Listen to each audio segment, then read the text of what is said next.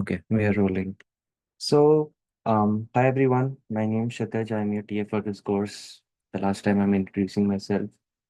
This is discussion session one, and this is how I have planned on taking discussion sessions further. So I know that I was a little bit late in covering the lecture last time, and I used the last discussion session, of which I have posted the video online as well, which is kind of covering the remaining remnants of the lecture. So this part is for me to help you out how to actually solve problems by applying those concepts. And that is why what I've decided today is I'll take up each of the questions one by one, go through them in like detail for 10 minutes each, and then I'll leave out 5 minutes for questions. And I also have some people who emailed me that they could not attend. So one of them actually sent me their questions online. So I think that would be a better way to deal with discussion sessions going forward, that if you're not able to attend the discussion session, just shoot me your questions beforehand so that during the discussion session, I will make sure to address your questions. Are there any concerns before we move forward?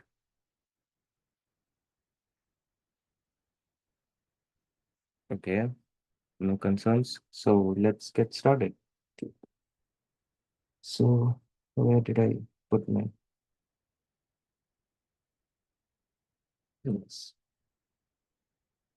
So this is the first question. Like just to recap, until now um we have learned about wing contribution, tail contribution, and primarily we have been looking at pitching moment.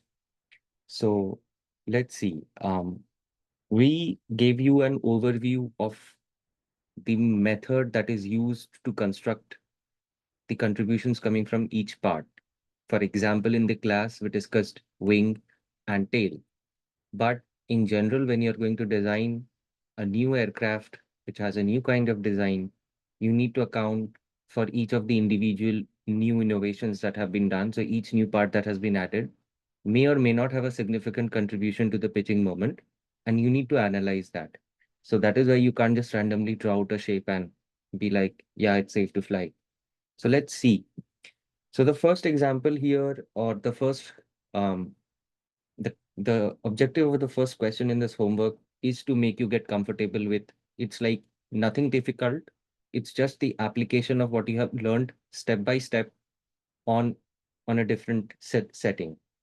So analyze the canard wing combination shown in figure 1. The canard and wing are made of the same airfoil section. So how I like to approach questions is like I try to highlight stuff that's like already very important and straightforward. So they have the same airfoil section, which means that all the lift coefficients, pitching moment coefficients, which are solely dependent upon the shape and form factor of the airfoil, are going to be the same for the canard and the wing. So that's the first piece of information. And we have the aspect ratio for the canard and the wing is the same. And we have the SC. So SC, if you recall, it's going to be the wing planform area. So it's 0.2 S. And whenever S is mentioned without a subscript, we mentioned it pretty much multiple times in the lecture as well, that when something is mentioned without a subscript, it means that it refers to the wing, because wing is the most important part of the aircraft. I mean, that's why it flies. Similarly here, C bar for the canard, C bar sub C means canard, and C bar means the main aerodynamic chord, is 0.45 times C bar, which means that this C bar here, again, is C bar of the wing, or mean aerodynamic chord of the wing. Develop an expression for the moment coefficient about the center of gravity in terms of the shown parameters LT, L sub T, and X sub CG, and three-dimensional aerodynamic characteristics of the wing or canard. Okay. What is the range of the CG location for this configuration to be statically stable? And then we have been given some hints. What hints are these? That you may simplify the problem by neglecting the upwash or downwash effects between the lifting surfaces and drag contribution to the moment. You may also assume small angle approximation. So what does it mean? That if required, we can neglect upwash or downwash effects. So recall that in the lecture we discussed that if this is the velocity at the wing, then we see a smaller velocity at the tail, right? So there is some upwash. But in the case of a canard, what will happen that there is this is the velocity at the wing, and this velocity at the wing might see some downwash coming from the canard, a very small amount. So actually the velocity at the canard might be a little bit higher than the velocity at the wing. But because canard is not that big, right? Wing is behind the canard, so this time wing faces the downwash. When we were studying it in the class, the tail was behind the wing, so the tail was facing the downwash.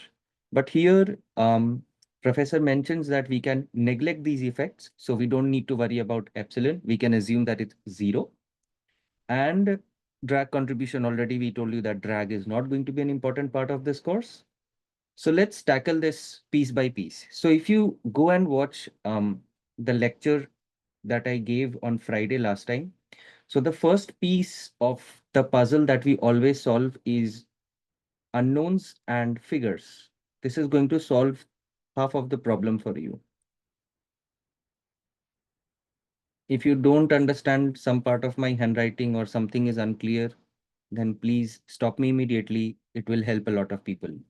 Okay, not just you, it will help a lot of people.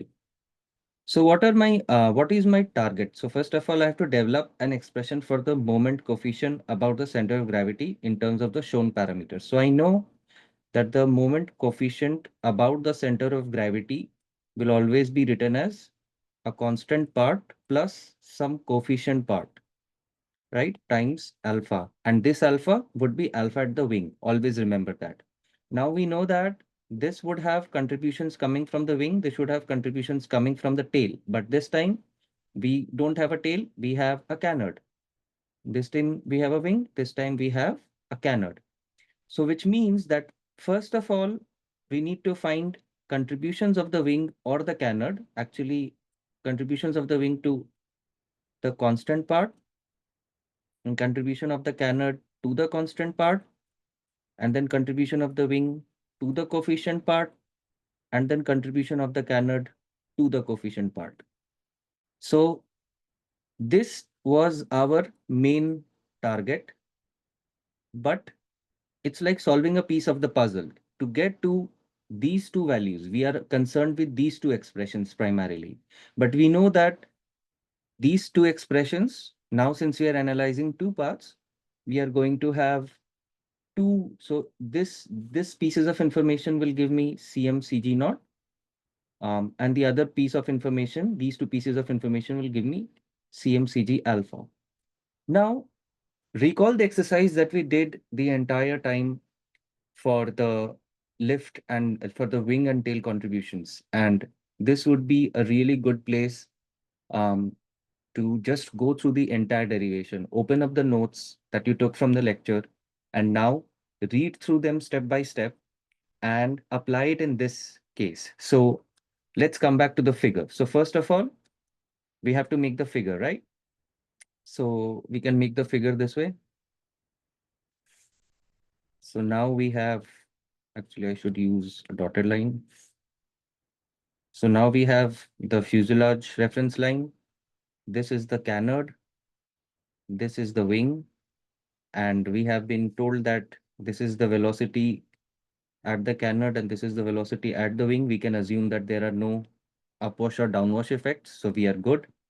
We know that this is alpha at the wing and this would be alpha at the canard. And we know that alpha at the canard is alpha at the wing. Why? Does anybody want to guess? If you're shy, you can write it in the chat. I just set out the reason. Because we're neglecting the downwash effects. Excellent. Because we are neglecting the downwash effect. So whenever you are making these approximations or these figures, always remember to write down the relations below them. This will help you feel much more confident that, okay, there are a lot of numbers and variables written on there, but everything's not unknown. So it becomes much more easier mentally to tackle the problem, at least in my opinion. And then we have an incidence. So I'll just write some of the unknowns that I don't, or let's stick to one color. And then I have the incidence angle at the canard. I have the incidence angle at the tail. What else? Um, and then obviously at quarter chord point, I would have the drag at the canard. I would have the lift at the canard. I would have the drag at the wing. I would have the lift at the wing. I would have the moment about the aerodynamic center for the canard. I would have moment about the aerodynamic center for the wing. And this is our figures like now in place. So now what we can do next is the next step, if you recall from the lecture, the next step is going to be equations of motion. As simple as that. So remember from your MA 80 classes, what did you do? To apply Newton's laws, you make something called a free body diagram. You basically take a mass, write down the forces on it. This is force in X, this is force is Y. Some moment is acting along in the Z direction. And then you write summation F is equals to so on so forth. And then summation moment is equals to so on so forth. And these are called the equations of motion.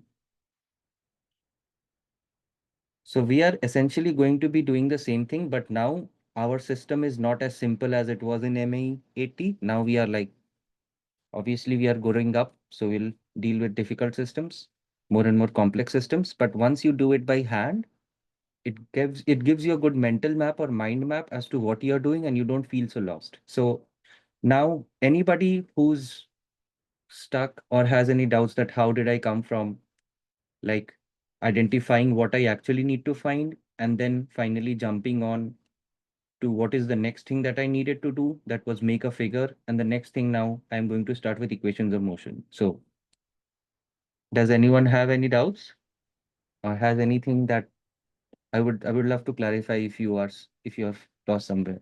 I have a question. Can you hear me? Okay.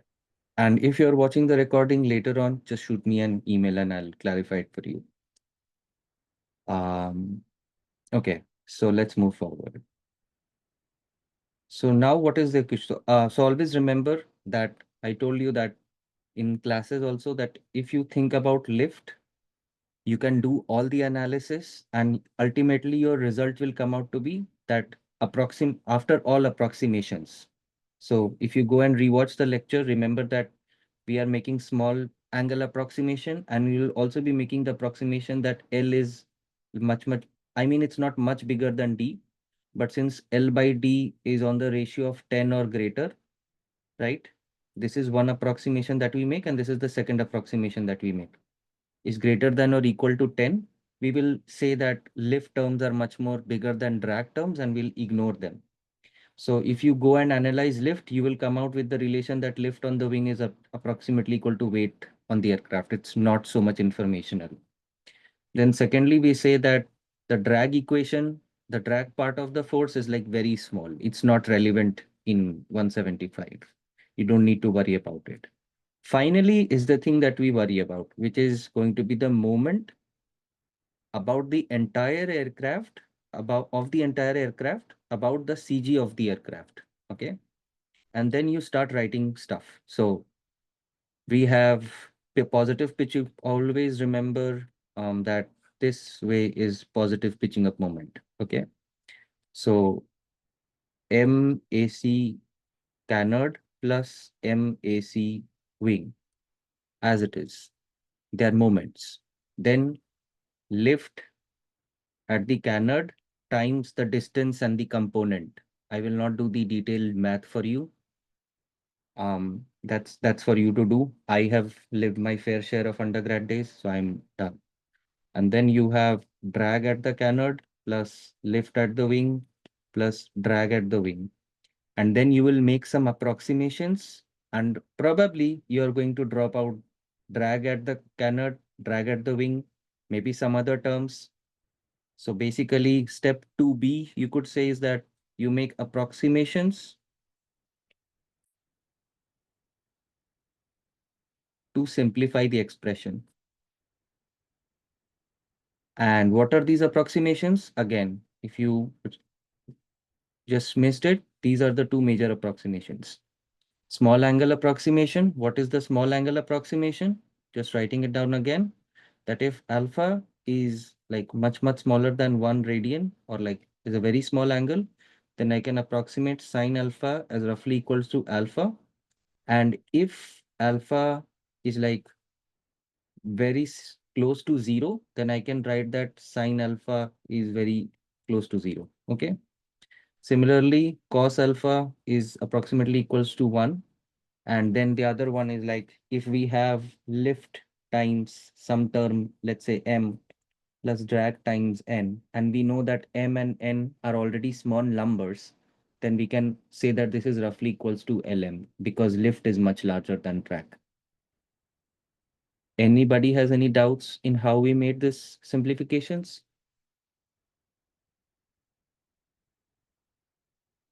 Okay, no objection.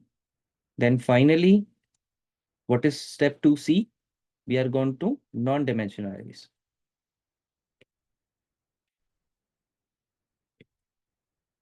And whenever you are going to non-dimensionalize, you're always going to do it with the parameters on the wing. Now you will realize that when you non-dimensionalize with respect to wing, as we did with tail, the terms which are coming from the canard, for example, the lift on the canard, the moment on the canard, these will not cancel out with these terms, right?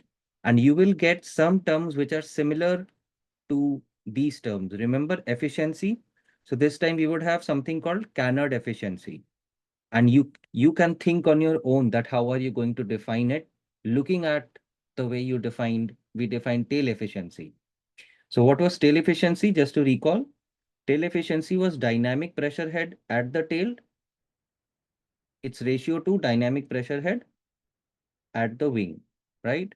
Same here, you have to think how do you define the efficiency for the canard. And the other thing would be horizontal um, horizontal canard volume ratio. So here we'll write it like we can write it as VH comma C. So recall how it was defined for VH tail. We had S tail, L tail divided by S wing, C bar wing, right? So here already you have been given that this distance is LT, L sub T. To avoid confusion, I'm completely fine and no score will be deducted if you write it as L sub C, just to avoid confusion so that the nomenclature and definitions are like symbols are uniform everywhere. So once you non-dimensionalize, I think after that it's pure algebra. After that, like step 3 is getting. So after you non-dimensionalize, what is going to happen? You're going to get Cm Cg naught is equals to some terms which do not have alpha wing in them, and then some terms which are multiplied with alpha wing.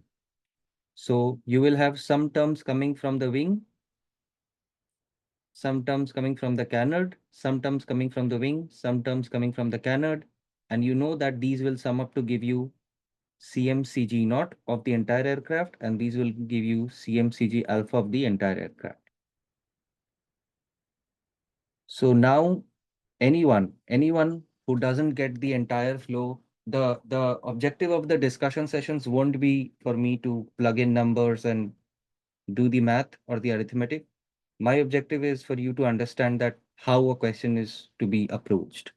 So does anyone have any doubts about, or is not feeling, still not feeling, or still having a lot of doubts about approaching the question?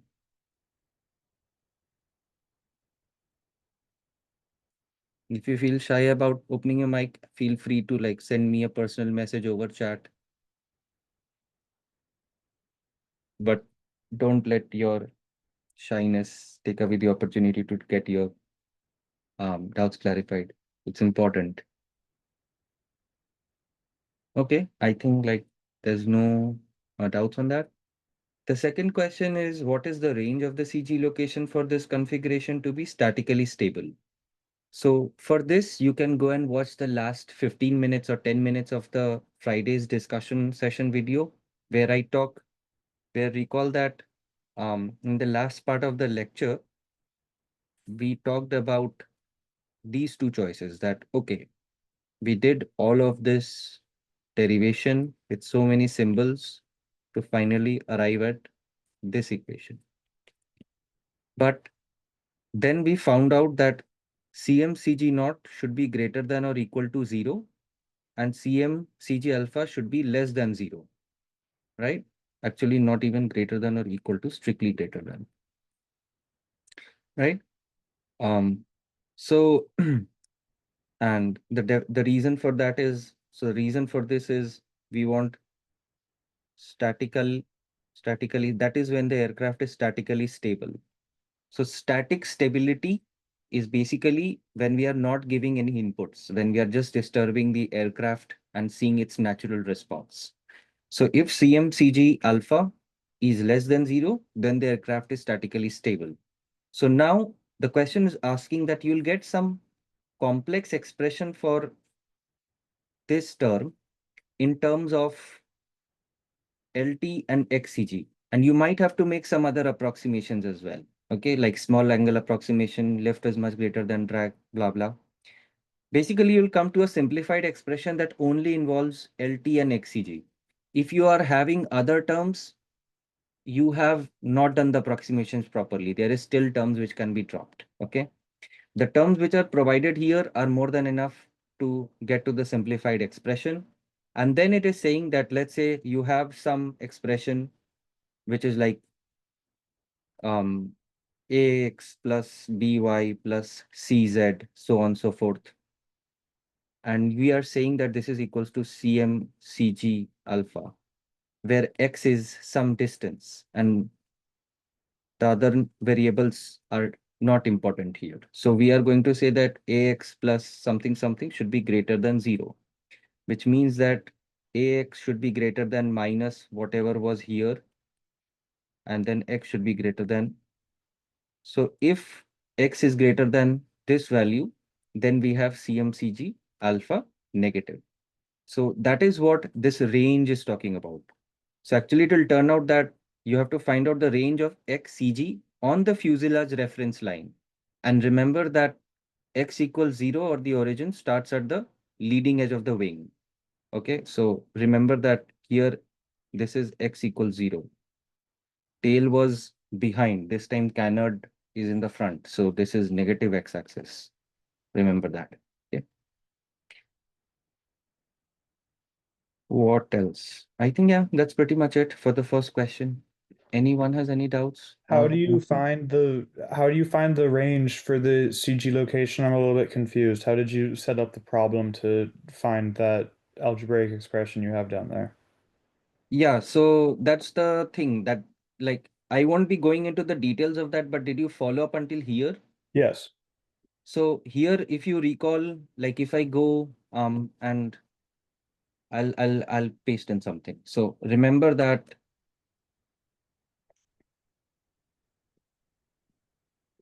okay, this is also.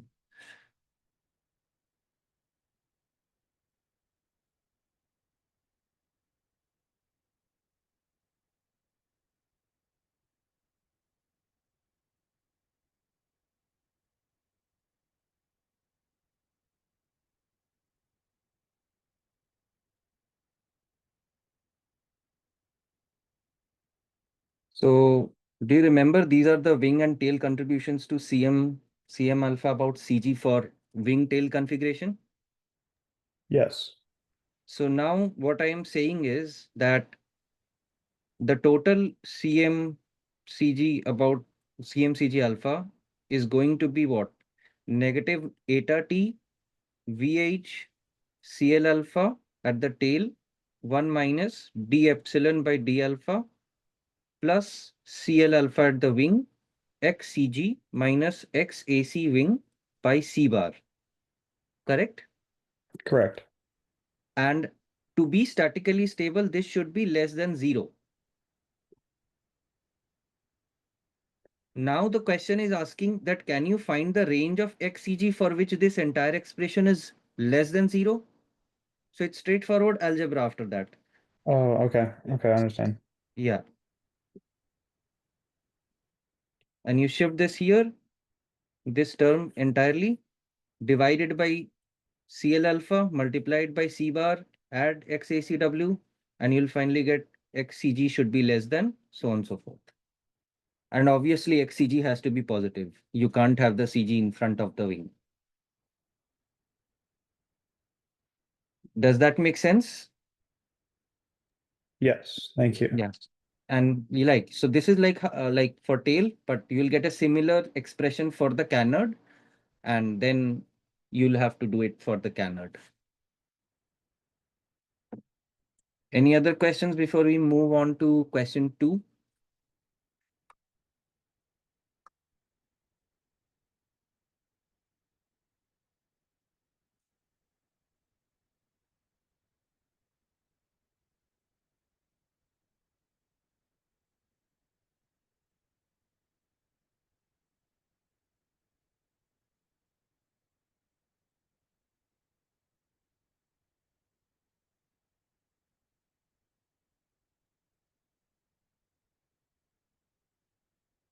Okay. So what does question 2 tell us? Consider the B737 MAX NG800 jet transport whose layout is shown in figure 2, has the following characteristics. We are given XCG. Again, recall that S without subscript means S for the wing, B without a subscript means B for the wing, and B is wingspan. So just to make sure and recall from the lecture that wingspan is defined this way. So I'm just drawing a cross section where the wings are attached to the aircraft. The wings go somewhere.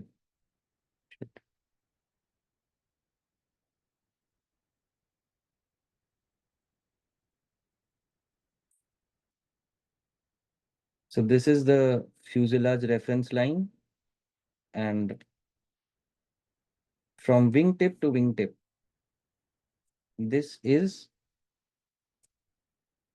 B reference, okay? Or B wing, or B reference, or simply B. Then we have, again, we have C bar without a subscript, so which means that it's for the wing. We have aspect ratio of the tail, and we have the horizontal volume tail ratio. So we have a lot of information here. Determine the wing and tail contributions to the CM alpha curve. Just repeat lecture 2 with numbers. That's all. Not you don't even have to worry about the free body diagram, because the free body diagram is going to be exactly the same that we made in the aircraft, and it is exactly with that simplified free body diagram that you are going to get this approximate wing and tail contributions to the CM alpha K curve of a real Boeing 737. Okay. And for helping you out, some values are already provided which you can assume.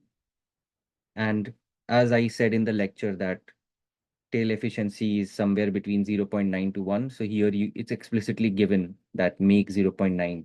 So in case you end up making any other assumptions, wherever you are making assumptions, like wherever you are making small angle approximations, wherever you are making the approximation that, okay, for a general airliner like a 737, the lift to drag ratio is usually between 13 to 16, as we have been told in the lecture. So I have this term where we have L cos some small angle plus D sine some small angle. Then D is anyway smaller and sine of that angle will anyways go take it to 0. So I'm going to drop this term out, and cos of a small angle is approximately equal to 1. So I'm going to approximately equal this to lift wing. So while making all these approximations, you should explicitly write them down for yourself so that when you go and revisit your solutions, your evaluated solutions, um, you will have clearer idea that why you drop these terms. And also you will have a lot of other information available directly from the figure here. And what else? I think, yeah, CG is mentioned. CG is the only thing that is not there in the figure. Rest of the stuff is there. So um, let me pull up on my computer the question that was sent to me. In the meantime, if you guys have something specific to discuss, now is the time.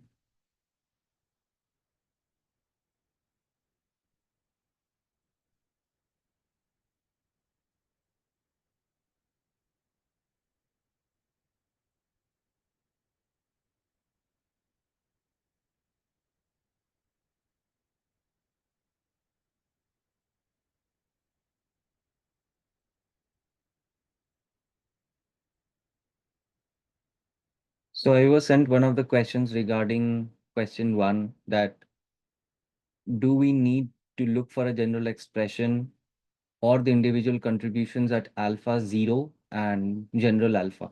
So yeah, as I told you, the general expression is going to be a constant part plus some coefficient of alpha times alpha.